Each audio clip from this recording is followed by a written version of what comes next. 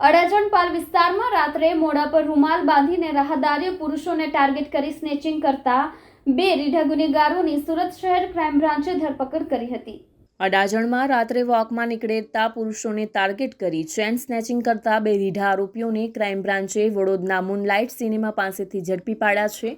ઝડપાયેલા રીઢા આરોપી 24 વર્ષીય મોહિત રામનિવાસ પટેલ અને 21 વર્ષીય રાહુલ બાલ મુકુંદ ચંદ્રવંશી પાસેથી પોલીસે 11.15 લાખ રૂપિયાની 12 ચેઇન અને 3 બાઇક મોપેડ સહિત 12.85 લાખ રૂપિયાનો મુદ્દામાલ જપ્ત કર્યો છે।